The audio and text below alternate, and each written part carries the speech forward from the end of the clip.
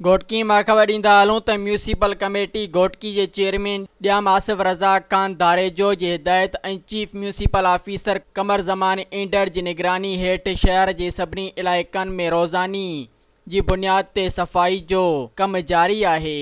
इन सिलसिले में म्यूनिसिपल कमेटी घोटकी जे फोकल पर्सन सिकंदर अली लाखो मुख़्तलिफ़ इलाइक़नि जो दौरो कयो, सफ़ाई जे कम जो जाइज़ो वरितो ऐं शहरियुनि सां मुलाक़ात कंदे सफ़ाई बाबति मालूमात हासिल कयूं।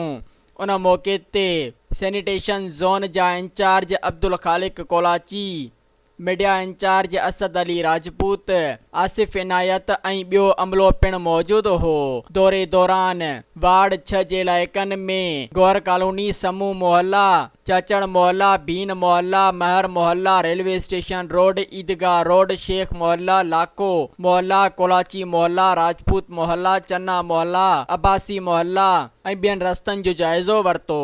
म्यूनिसिपल कमेटी घोटकी जो ही इक़दाम शहरियुनि खे बहितरीन सफ़ाई मुहैया करण ऐं शहर जे सभिनी इलाइक़नि में सफ़ाई ऐं सैनिटेशन जी मयार खे बुलंद करण लाइ जारी आहे। सब्सक्राइब कयो अवामी न्यूज़ HD खे ऐं ताज़ा तरीन ख़बरुनि लाइ ॾिसंदा रहो अवामी न्यूज़ HD।